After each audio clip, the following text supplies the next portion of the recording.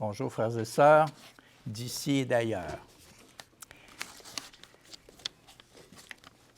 Frères et sœurs, quelle était une des plus grandes forces de Jésus durant son ministère?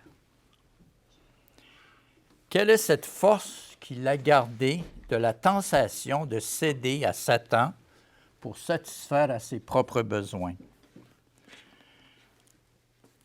De céder au fait de prouver qu'il était capable de faire des miracles pour résister à la tentation de posséder tous les royaumes du monde maintenant, alors que Satan lui offrait. Quelle était cette force qui l'a rendu invincible à devoir lui-même démontrer sa valeur? Il y a déjà 2 semaines de ça, nous avons vu un passage auquel j'aimerais que nous retournions, chez lequel j'aimerais que nous retournions, c'est dans l'Évangile d'après Matthieu, au chapitre 18, parce que c'est dans cet événement-là, entre autres, qu'on va reconnaître la force de Jésus, parce que lui-même va en donner la direction. Alors, on est dans le contexte qu'à ce moment, les disciples s'approchent de Jésus. On reviendra d'ailleurs au contexte tout à l'heure par un autre des évangélistes qui s'appelle Luc. Mais les disciples ici s'approchèrent de Jésus et dirent « Qui est donc le plus grand dans le royaume des cieux? » Remarquez qu'ils sont orientés sur le royaume des cieux. Donc ça, c'est rassurant. On est dans Matthieu, chapitre 18, c'est ça? Verset 1, et on va continuer. Mais la question, ce n'est pas nécessairement concernant le royaume des cieux qui est la difficulté, c'est quel est le plus grand? Jésus a comme perçu une difficulté, en effet, parce qu'il dit, Jésus ayant appelé un petit enfant, le plaça au milieu d'eux et dit, « Je vous le dis, en vérité, si vous ne vous convertissez pas, alors, c'est drôle, il parle à ses disciples. Si vous, là, mes disciples, qui me suivez, si vous ne vous convertissez pas, et si vous ne devenez, il y a un processus ici, comme des petits-enfants, vous n'entrerez pas dans le royaume des cieux. Donc, wow! C'est comme dire, il y a une autre façon de voir les choses. On l'a vu un petit peu la semaine passée, il y a 2 semaines, que nous sommes déjà enfants de Dieu. Maintenant, comment ça se manifeste, c'est ce qu'on va voir un petit peu parce qu'on va adopter le même pouvoir de Jésus. Et quel est ce pouvoir-là? Bien, c'est le verset 4 qui nous en donne un très grand indice. C'est pourquoi quiconque se rendra humble, comme ce petit enfant, sera le plus grand dans le royaume de Dieu. La traduction de Louis II est intéressante parce qu'il dit « se rendra ». Prendra la décision de devenir humble. Ça veut dire qu'on ne l'est pas tout à fait. Hein? Ça veut dire que c'est une orientation que peut-être on n'a pas appris vraiment dans notre enfance.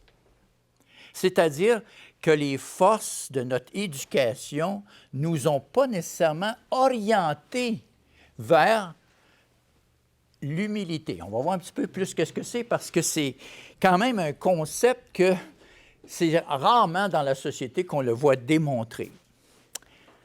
Alors aujourd'hui, je vais expliquer une des plus grandes forces de Jésus, à savoir l'humilité.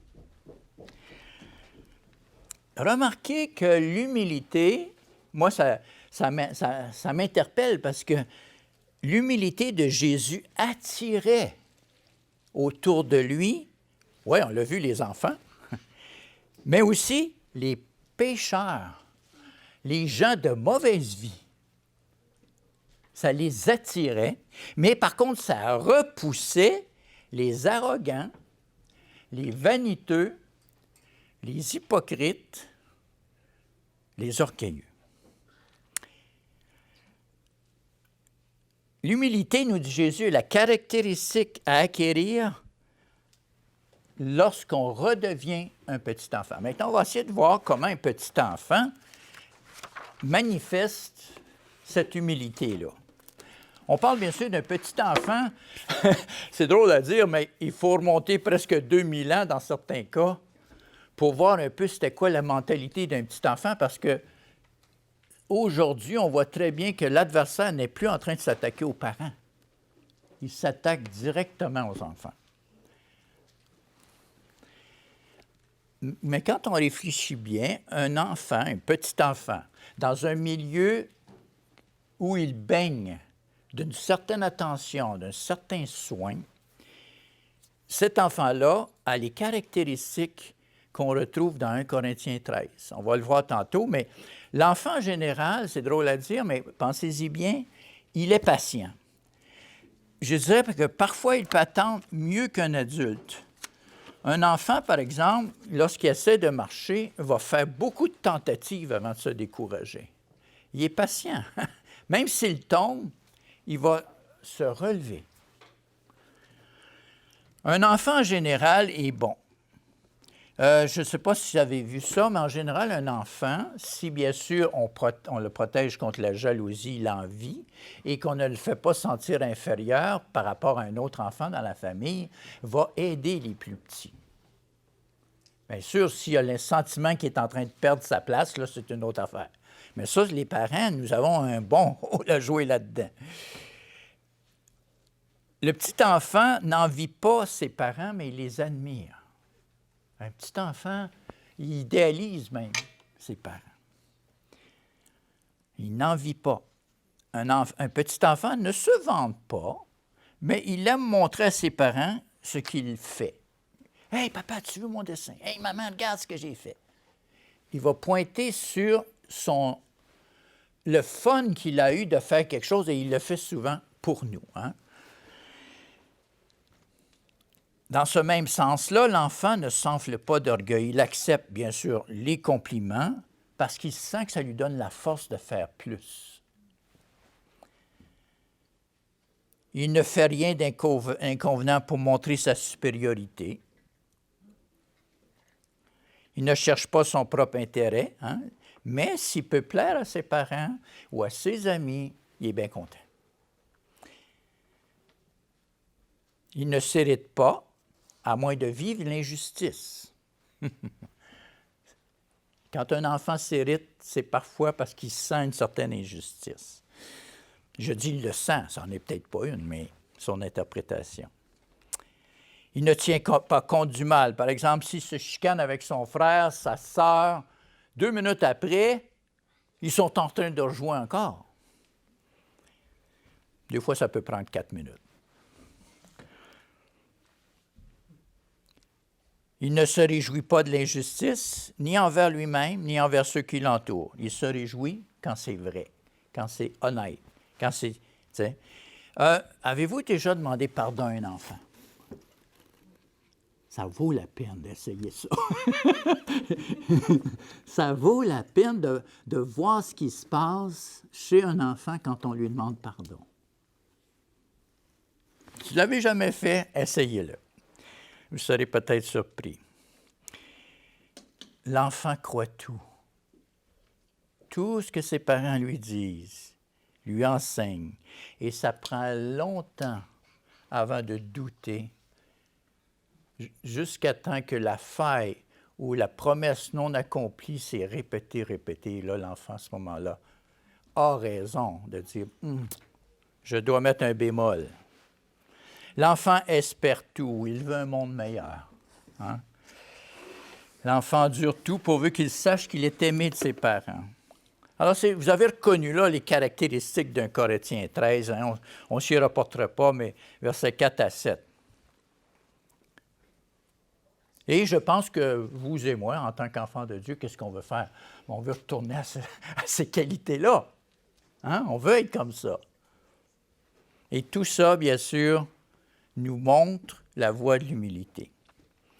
Mais une caractéristique importante, le petit enfant aime, à moins aussi d'avoir été trompé ou abusé ou qu'il y a eu trop de manipulation ou d'intensité négative, là, il aime se faire enseigner. Il aime ça apprendre. L'enfant aime apprendre.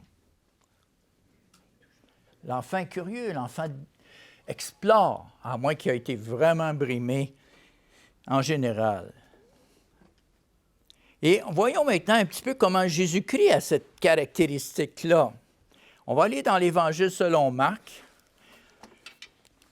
Vous savez, Jésus-Christ est un être humain aussi. Je dis aussi parce qu'on le sait qu'il est le Fils de Dieu, directement par le fait que Dieu, par le Saint-Esprit, par la puissance et la présence de Dieu chez Marie, a été, bien sûr, engendré du Père, on le sait, mais aussi, en tant que fils de Marie, il était pleinement comme vous et moi, avec les mêmes passions, avec les mêmes désirs, avec les mêmes aussi, je dirais, réalités. Et alors, on le retrouve ici dans son ministère, dans l'Évangile selon Marc, au chapitre 7, et on va voir un petit épisode qui nous montre que Jésus apprenait constamment. Au chapitre 7, verset 24, là, il est fatigué. Il a besoin de se retirer, même de son ministère. C'est comme ce moment donné, il est saturé, il est fatigué. Alors, il sort d'Israël. Il dit, là, je vais arrêter de me faire poser tant de besoins, me faire dire tout ce que je dois faire, etc. J'ai besoin, je suis humain. Hein? Alors, on le retrouve ici, il nous dit au verset 24, « Jésus étant parti de là, s'en alla dans le territoire de Tyr et de Sidon.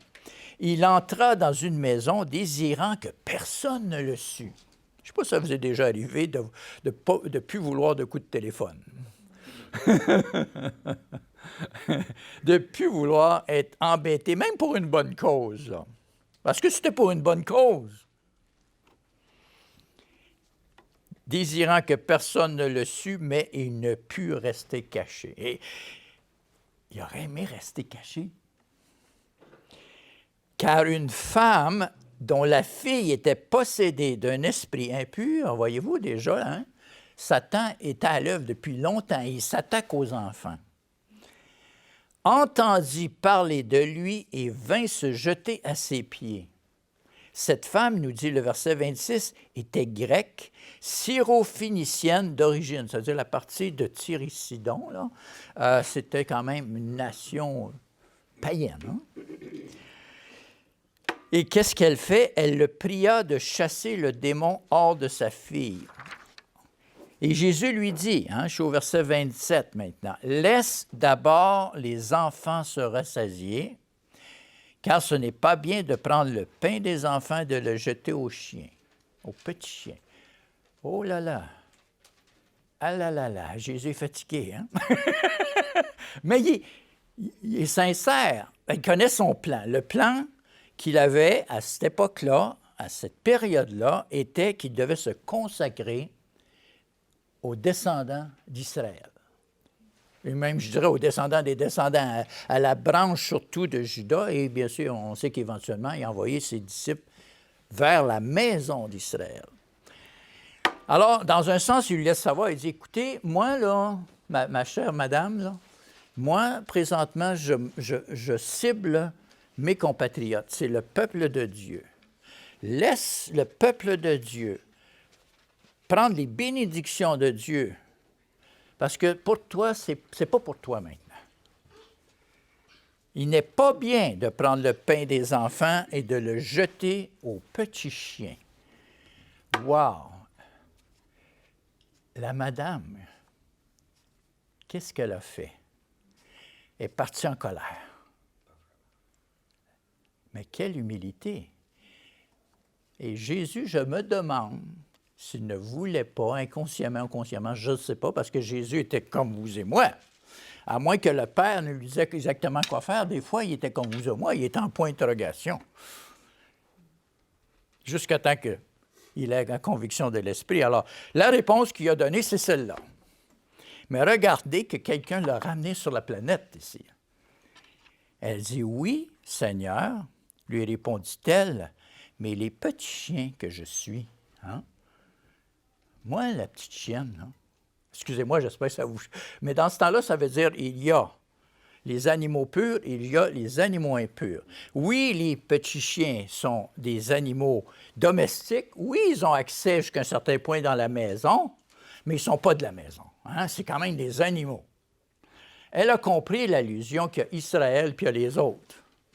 Il y a le pur puis il y a l'impur. Mais elle a vraiment été plus profonde. Elle a dit, « Ouais, mais tu sais que les petits chiens, en dessous de la table, ont droit aux miettes qui tombent de la table des humains. »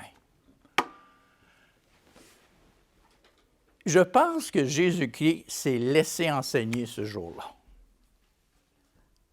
Je pense que Jésus-Christ a permis que la syrophénicienne l'enseigne parce qu'il a dit, alors lui dit, à cause de cette parole, comment tu as réagi, comment tu as compris l'ordre des choses, comment tu as gardé ton humilité et tu as provoqué mon humilité positive, si tu veux, à cause de cette parole, va. Le démon est sorti de ta fille, j'ai ma réponse. Dieu vient de me donner la réponse que par ta parole, tu as exactement fait la volonté de Dieu. Aïe, je ne sais pas si vous comprenez l'enjeu et comment l'humilité a gagné Jésus et comment cette situation-là est pour nous aujourd'hui. Qu'est-ce qui vient corrompre l'humilité des enfants? Qu'est-ce qui est venu corrompre notre humilité? C'est-à-dire cette simplicité à vouloir se faire enseigner, à croire tout, à espérer tout, à ne pas voir le mal, à ne pas avoir d'envie. Hey, quelle libération! Moi, j'aimerais ça être comme ça. En fait, j'y aspire beaucoup. Avoir cette simplicité de l'humilité, mais qui donne une force. Du moins, on le voit chez Jésus. Mais qu'est-ce qui a amené cette corruption-là? Bien, l'injustice des adultes. Promesses faites, non tenues, dureté, négligence, manipulation, détournement d'affection, mensonge. Écoutez, l'enfant a-t-il vraiment été celui qui a causé ça? Il a plutôt subi. Après ça, bien sûr, il a mal réagi peut-être. La peur de la violence.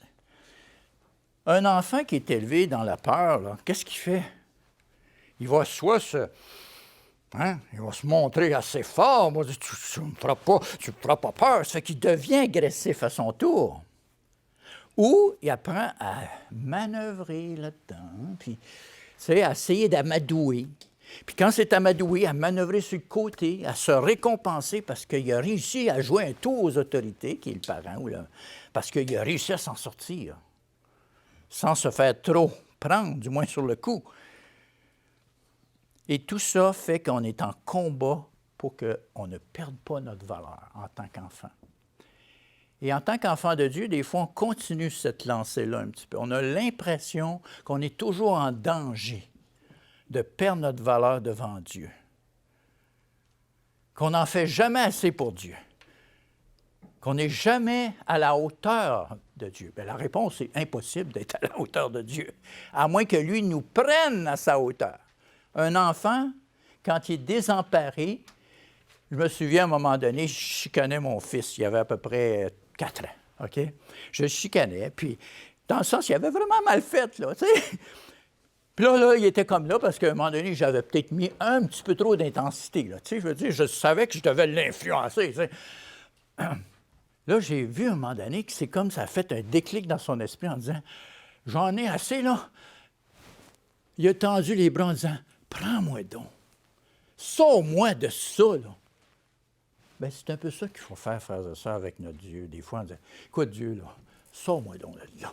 Prends-moi dans tes bras. Fais-moi monter sur le rocher trop élevé pour moi. Est-ce que des fois, vous ne trouverez pas que vous êtes dans le creux? Bien, vous n'êtes pas seulement en humilité, là. Là, vous êtes rendu en humiliation. Attention, hein? Seul Dieu a le droit d'humilier. Ne laissez pas les hommes vous humilier.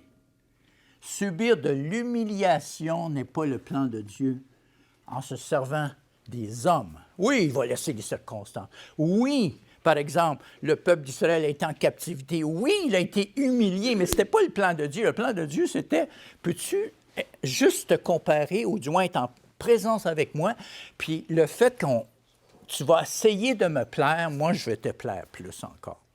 OK? Mais ça fait partie du fait qu'on a de la difficulté avec l'humilité, parce que ce n'est pas par l'humiliation qu'on apprend l'humilité. Parce que l'humilité est quelque chose de volontaire. Quand on se fait humilier, on n'est pas trop participant. On se fait juste écraser. OK? Regardons maintenant avec moi la tendance qu'on a des fois de compenser pour les fautes commises envers l'enfant en essayant de changer le mal de place, en essayant d'attirer l'attention sur nous aussi. Quand on perd sa valeur en tant qu'enfant, mettons qu'il y a une rivalité dans la famille où le père préfère un frère ou une sœur plus que l'autre. Ça arrive, hein? Écoute, c'est même arrivé, d'après moi, là, à nos ancêtres. Là. Joseph, il était bien fin. Mais je pense que ça n'a pas été tout à fait bien que tout le monde savait qu'il était le préféré. Ça n'a pas aidé, là. Ça n'a pas aidé Joseph. Puis ça a causé des problèmes au père, là. Puis aux frères. Maintenant, la réaction des frères est condamnable. Hein? Ils ont voulu l'éliminer. Le seul qui a sauvé la vie au début, c'est Ruben. Parce que peut-être lui, il avait reçu une bonne taloche de la part de son père, puis il a dit, on peut s'en remettre. Pourquoi Joseph allait si loin? Et Judas, finalement, lui, il a trouvé une façon de faire de l'argent avec ça. Prenons l'exemple d'une réaction dans Luc 10, verset 38, que l'enfant a qui n'est pas de l'humilité, mais qui est une forme déguisée dans un sens de manque d'humilité. C'est prendre l'attitude de victime, la victimisation. C'est-à-dire qu'on voit les injustices, puis on essaye de montrer qu'on nous fait des injustices, puis on veut avoir justice, mais à notre façon. Regardons ensemble Luc 10, versets 38 à 42. C'est un exemple. Et là, moi, écoute, ma sœur pourrait être ici, hein, parce qu'elle sera la résurrection, c'est Marthe. Okay? D'ailleurs, j'avais une sœur qui s'appelait Marthe, en passant. Elle vit encore. En fait, j'ai 4 sœurs. Marie, Marthe, à cause des évangiles. Monique, Micheline. 4M. Okay? Alors, mais Marthe, dans la Bible, avait beaucoup de qualités, d'ailleurs, au niveau de la croyance en la résurrection. Marthe, il croyait fortement. Mais ici, on va voir qu'il y a une petite faiblesse chez Marthe. Au verset 38, « Comme Jésus était en chemin avec ses disciples, il entra dans un village et une femme, nommée Marthe, le reçut dans sa maison. Elle avait une sœur, nommée Marie, qui, s'étant assise aux pieds du Seigneur, écoutait sa parole. Marthe, occupée à divers soins domestiques, survint et dit, « Seigneur, cela ne te fait-il rien que ma sœur me laisse seule pour servir? » Attends une minute, là. Jésus a dit, mais dans un sens, regardez, tu m'invites à la maison,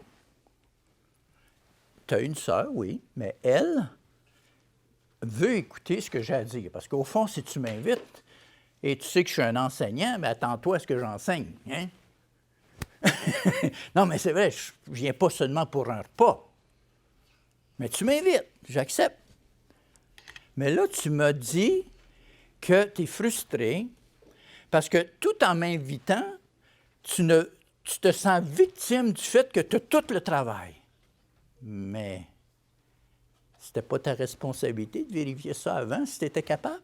Non, mais voyez-vous un peu comment, des fois, on peut utiliser un petit peu la victimisation pour essayer de dire « Hey, on m'a fait une injustice. » Réponse, ou peut-être, mais est-ce que tu es capable de faire la part des choses? Parce que Marie, elle a pris la bonne part. Elle, son but, c'était d'écouter, pour apprendre, pour être changé, pour pouvoir faire peut-être une meilleure aide ensuite.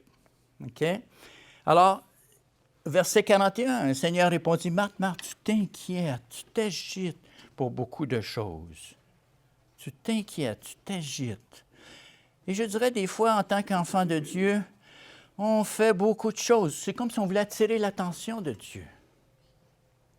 C'est comme si Dieu nous confierait quelque chose, puis après ça, on se plaint que personne ne nous aide.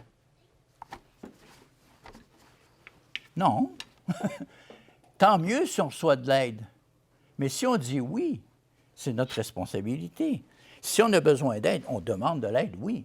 Mais on ne le fait pas en tant que victime, on le fait en tant que « est-ce que ça peut mieux aller? »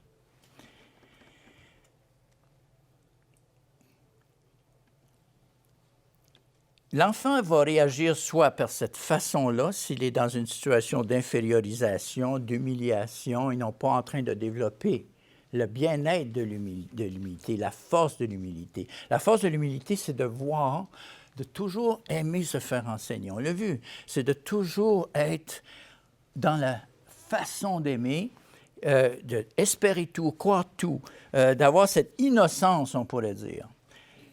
Mais ça peut aller loin. L'enfant peut prendre à l'opposé l'attitude d'agression que j'ai parlé tantôt. On va voir un exemple assez dramatique, je pense, de cette manière agressive que la personne peut prendre au lieu de prendre la voie de l'humilité. Elle va développer des mauvais comportements. Elle va devenir arrogante, hautain, moqueuse. On va voir l'exemple d'Abimélec dans le livre des Juges. Ça, c'est un être humain que Dieu a voulu mettre comme exemple à ne pas faire et à dire quel était son problème, Abimélec. Quel était son problème? Si vous regardez dans le contexte, Abimélec a voulu prendre de force le contrôle d'Israël. Pour y arriver, parce qu'il y avait un problème dans sa famille, il n'était pas le meilleur. Là. Alors, pour être sûr d'être le meilleur, la meilleure façon, c'est que tu élimines la compétition. Il a simplement éliminé tous ses frères, toutes ses sœurs, du moins tous ses frères. Il les a tués. Il n'est pas le seul à avoir fait ça, là. Il y a même la fameuse reine là, hein, qui avait éliminé toutes les autres. Là, je pense, c'est quoi? Comment j'ai son nom? Altari ou Altari? Je lui ai donné la dernière fois ça. La mémoire, on parlait d'Alzheimer au début. Là. Dans le livre des Juges, chapitre 9, cet homme-là est sur un mode de régner, mais de régner par le contrôle, la manipulation, par la force surtout, et par l'agressivité. Alors ici, on est en conflit, dans un conflit entre Abimélec et certains de ses anciens partisans qui, avec le temps, ont probablement vu que ça devenait fatigant de l'avoir comme boss, puis comme patron. Alors, ils ont comme décidé de sortir de son giron. Et ça n'a pas plu à cet Abimélec. Alors, on avertit Abimélec que tous les habitants de la tour de Sichem s'y étaient rassemblés. C'était une des villes qui ne voulait plus suivre Abimélec et qui avait été attaquée. Finalement, la plupart des gens se sont réfugiés dans une tour. Alors, l'Abimélec, verset 48, dans Juge 9, monta sur la montagne de Tsalmon, lui et tout le peuple qui était avec lui, parce qu'il était quand même leader. Il prit en main une hache, coupa une branche d'arbre, l'enleva et la mit sur son épaule. Alors, c'est un homme qui avait appris quand même l'importance de donner l'exemple. C'est toutes des belles qualités, ça. On peut avoir les plus belles qualités au monde, mais ça dépend de ce qu'on fait avec. Ensuite, il dit au peuple qui était avec lui, « Vous avez vu ce que j'ai fait, hâtez-vous de faire comme moi. » Et ils coupèrent chacun une branche, suivirent Abimélec, ils placèrent les branches contre la forteresse et l'incendièrent avec ceux qui y étaient. Alors, le but, c'était d'arriver à brûler le monde. Ainsi périrent tous les gens de la tour de Sichem, au nombre d'environ 1000 hommes et femmes. Il ne dit pas enfants, peut-être qu'ils ont réussi à s'échapper avec quelques autres femmes, je ne sais pas, avant de se réfugier là, parce que peut-être les enfants n'étaient pas ce que cherchait à tuer Abimélec. Ensuite, Abimelech continue à punir les gens, hein, et il marcha contre Thébès. Il assiégea Thébès et il s'en empara. Il avait au milieu de la ville une forte tour. On dirait que c'est une habitude que les gens vont dans un endroit où on peut se réfugier, hommes et femmes. Ils fermèrent sur eux et montèrent sur le toit de la tour. Alors, c'est facile, là, la stratégie est facile, c'est qu'on va faire exactement la même chose. Mais là, regardez au verset 53. Abimelech, d'abord, qui s'approche pour mettre le feu. Alors, une femme lança sur la tête d'Abimelech un morceau de meule de moulin et lui brisa le crâne. La guerre, c'est ça. Hein? Des fois, surtout quand tu te défends, là. Quand tu es en danger de mort, des fois, tu fais les petits efforts nécessaires pour empêcher le tueur. Et remarquez, verset 54, aussitôt il appela le jeune homme qui portait ses armes, lui dit, « Tire ton épée, donne-moi la mort, de peur qu'on ne dise de moi, c'est une femme qui l'a tué. » Sa réputation, son machisme peut-être, peut-être son honneur. Écoute, à cette époque-là, c'est ce que c'est. Hein? Le jeune homme le perça, il mourut. Alors, remarquez le verset 56, « Ainsi Dieu fit retomber sur Abimelech le mal qu'il avait fait à son père en tuant ses 70 frères. Et Dieu fit retomber sur la tête des gens de Sichem tout le mal qu'il avait fait. Ainsi s'accomplit sur eux la malédiction de Jotham, fils de Jérubbaal. » Ce que je veux dire, dans ce contexte-là, frères et sœurs, nous voyons des réactions contraires à l'humilité à l'extrême. La violence, l'arrogance, au point que, n'est-ce pas, on pense qu'il est tout à fait humiliant de se faire tuer par une femme.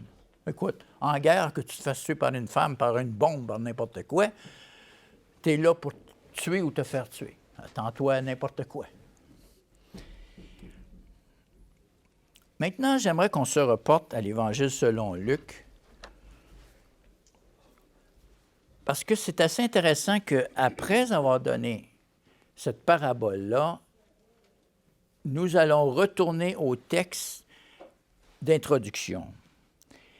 Voyons quand même la parabole selon Luc, chapitre 18. C'est Jésus ici qui donne cette parabole-là, au verset 10 à 14. Et remarquez qu'on est dans un contexte maintenant d'église. Je fais exprès, hein? Je dis le mot église. Parce que synagogue, ça veut dire tout simplement lieu d'assemblée. Aujourd'hui, en grec, c'est ecclésia, et c'est proche, c'est la même chose. Deux hommes montèrent au temple pour prier. On est dans un contexte de prière. Wow! C'est bon. L'un était pharisien et l'autre publicain. N'oubliez pas que dans ce temps-là, Jésus, les Juifs étaient le peuple de Dieu. Donc, c'était le peuple de Dieu.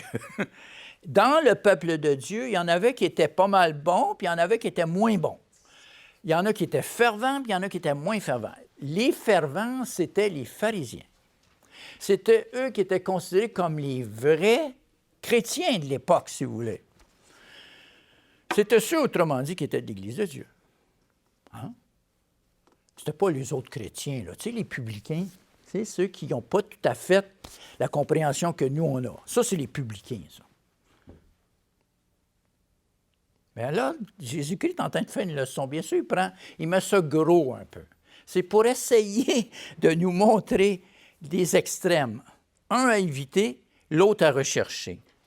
Le pharisien debout priait ainsi en lui-même. Là, les gens vont dire, « Oui, mais il était debout pour prier. » Oui, mais on est au temple, là.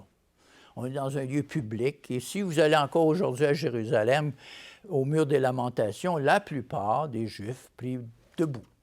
Okay. Quand on est en privé, en général, on se met dans la position on sent le mieux avec Dieu. La position qu'on se sent le mieux avec Dieu. Et dans certains cas, ça fait du bien d'être à terre. J'ai eu des bons moments avec Dieu, puis des fois, là, être le plus bas possible, c'était ça qui était mon réconfort. Ça l'est encore d'ailleurs aujourd'hui. Le pharisien debout priait ainsi en lui-même. Donc, c'est une prière silencieuse quand même. Il ne faisait pas ça pour être entendu comme certains des pharisiens qui faisaient de longues prières. Hein? Lui, c'est en lui-même au moins. Ô Dieu, je te rends grâce. Oh, reconnaissance, l'importance de reconnaissance, de ce que je ne suis pas comme le reste des autres. Oh là, ça se garde vite. Ça se garde vite. Ne vous comparez pas les uns aux autres, dit Paul. Estimez les autres comme étant supérieurs à vous.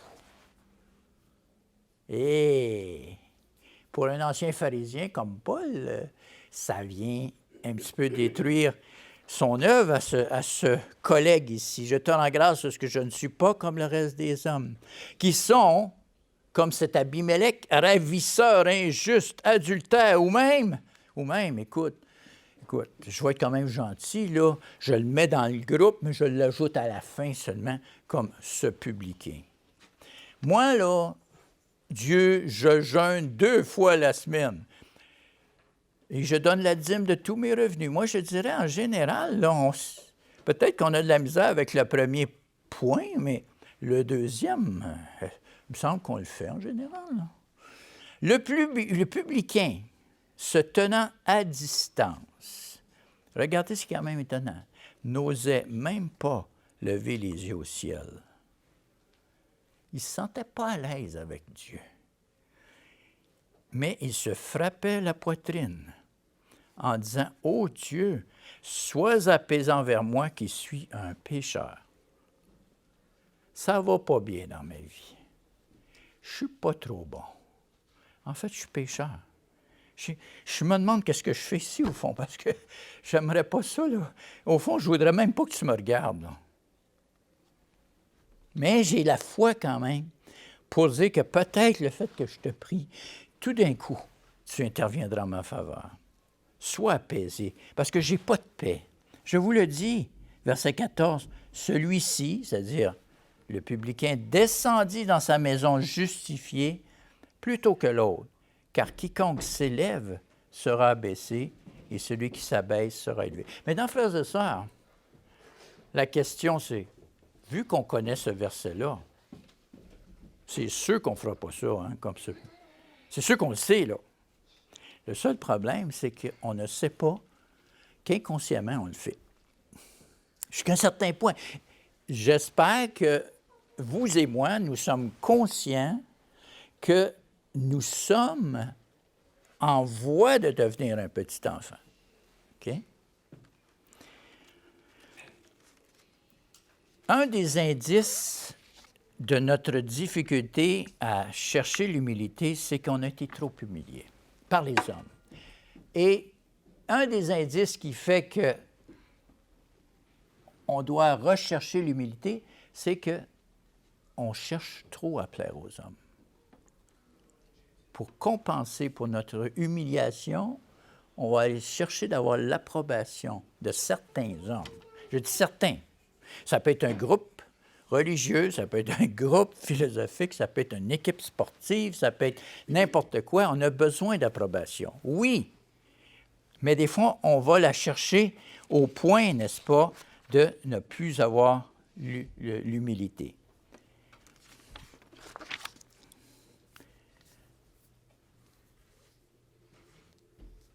Une autre façon qu'on pourrait voir qu'on a toujours besoin d'être en route vers l'humilité de l'enfant, c'est, et celle-là, c'est la plus difficile, là, c'est qu'on a une petite tendance à avoir la fausse humilité.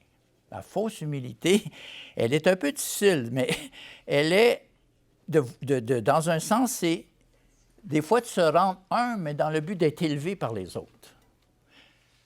Celle-là est difficile. Regardez avec moi la lettre de Paul aux Colossiens. Nous avons appris, certains d'entre nous, depuis nos enfances, que on n'a pas le droit d'être arrogant. On n'a pas le droit d'être orgueilleux. On n'a pas le droit d'être revendicateur. Moi, ce n'était pas permis chez nous. Ce n'est pas permis. On nous a même prescrit l'importance de l'humilité. Mais à ce moment-là, comment qu'on fait si on ne nous montre pas l'exemple? Comment qu'on fait si on essaie de nous imposer l'humilité? Bien, on va le faire, mais on va le faire en faisant semblant. On va jouer le jeu. On va prendre une stratégie qui va donner l'apparence d'être humble pour faire taire l'exigence sur nous. Alors, écoutez, ça peut déborder dans le spirituel, ça. C'est que on peut faire, même devant Dieu, certaines choses dans le but d'attirer l'attention en faisant à croire qu'on est humble. Alors ça, c'est vraiment difficile à déceler. Et moi, j'ai ça. En passant, je lève la main, là.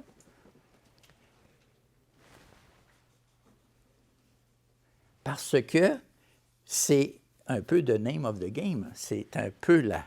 Écoutez, dans l'Église, il faut-tu être humble ou il ne faut pas être humble? La réponse est oui. Alors, on va tout faire. Oui, c'est vrai, il faut se rendre humble. On va voir des fois comment le faire un petit peu plus dans quelques secondes. Mais je vais simplement la lire pour vous. On ne s'y reportera pas parce que le temps passe. Hein? Colossiens 2, 18 à 23, « Qu'aucun homme, sous une apparence d'humilité par un culte des anges, ne vous ravisse à son gré le prix de la course. » Il parle donc dans un contexte où il y a des gens qui font semblant d'être humbles, qui ont un comportement humble, mais qui, au fond, vont vous enlever votre récompense. Le but, c'est d'avoir la victoire à votre place. Oh! Il va répéter au verset 23, « Ils ont à la vérité une apparence de sagesse en ce qu'ils indiquent un culte volontaire. » Donc, ce sont ceux qui se montrent très spirituels. De l'humilité et le mépris du corps. Il parle beaucoup de l'ascétisme. J'en ai parlé à la fête, pour ceux qui étaient là, un petit peu de cette fausseté là, de l'ascétisme qui donne une apparence d'humilité. Maintenant, voici quelques points pratiques que nous enseignent les Saintes Écritures pour comment avoir un comportement un peu plus vers l'humilité. D'abord, Proverbe 27, 2. Ça, c'est quelque chose, je pense, que nous devons dynamiquement là, adopter. Proverbe 27, 2. Ça, c'est un indice pour moi. Si, par exemple, je fais quelque chose de bien, OK, puis que j'attends vraiment trop qu'on me le dise, c'est parce que j'ai besoin vraiment de vous, là. J'ai besoin de votre louange. C'est parce que c'est une preuve que je suis en train de ne pas aller vers l'humilité. OK? Proverbe 27, 2 dit ceci, « Qu'un autre te loue et non ta bouche, un étranger et non tes lèvres. » Ça veut dire quoi? Ne faites pas les compliments sur vous-même. Vous dites, « Oui, mais qui va le faire? » La réponse, c'est un étranger. Ça ne vient pas toujours vite, mais ça va venir. Donne un petit exemple. Mon épouse, au travail, il y a une collègue merveilleuse qui, éventuellement, il y aura un remplacement de poste. Le directeur s'en va, donc elle va appliquer au poste parmi tant d'autres. Alors, oui, il faut la lettre de présentation. Oui, il faut quand même dire ce qu'on accomplit. Oui, c'est normal. Là. Tu sais, on met les faits pour aider l'autre personne à dire, ouais, c'est vraiment ça qu'elle veut faire, puis c'est vraiment ça que moi, j'ai besoin. Faire la correspondance là. Mais cette femme-là est vraiment humble. Elle ne veut pas faire de la broue. Elle ne veut pas se montrer, là. Mais il y a des prières qui montent parce qu'il y en a qui aimeraient que ce soit elle qui soit directrice. OK? Mais savez-vous ce que Dieu a fait? D'après moi, c'est Dieu. Il travaille dans le domaine de la santé et au-dessus d'elle, loin au-dessus d'elle, il y a ce qu'on appelle des commissaires aux plaintes. Il travaille au niveau des plaintes. Et ces commissaires-là, il y en a seulement 3 sur la Rive-Sud. Là. Une d'entre elles, quand elle a appris que cette femme-là appliquait, sans que même l'autre le sache, là, elle ne savait pas. C'est une collègue qui a dit « Hey, il y a une de nos collègues qui aimerait ça. » Puis elle dit « Ah oui, je la connais bien, en effet. » Puis elle a décidé, que c'est entre vous et moi, parce que ce n'est pas fait encore, vos prières sont bienvenues. Elle a décidé d'écrire une lettre en sa faveur en disant « Moi, je la verrais bien là. » Qu'un autre fasse ta louange. Qu'un autre fasse ta louange. Okay. Ici, j'ai une citation de Arthur Blessitt dans le livre qui s'intitule « Le pouvoir de l'humilité » par M. Kendall, R. Kendall. Il dit « Quand tu peux accepter de façon égale les compliments et les critiques, tu commences à être libre. » Accepter les compliments aussi, c'est important. Pas les rechercher, mais les accepter. Accepter un compliment, c'est dire « Wow, la personne a pris la peine de venir me le dire. » Je ne sais pas si vous comprenez. La personne a pris le temps et a fait l'effort de me venir l'effet que j'ai pu avoir sur la personne ou le service que je lui ai rendu, que ça l'apprécie. C'est bon pour elle qu'elle le fasse. Et j'apprécie de voir que c'est bon pour elle. Comprenez-vous? Ça vient de Dieu, cette façon-là de penser. On ne peut pas l'inventer nous-mêmes. Il faut vraiment voir que c'est bon pour la personne. Donc, on accepte le compliment parce que c'est bon que la personne fasse des compliments. La Bible dit « Considérez les autres comme étant au-dessus de vous-même. » Alors, vous avez devant les yeux une personne qui vient vous complimenter sincèrement. Vous avez devant les yeux une personne qui vous estime plus qu'elle s'estime elle-même. Dans ça, comprenez-vous? C'est ça qui nous aide à accepter le compliment.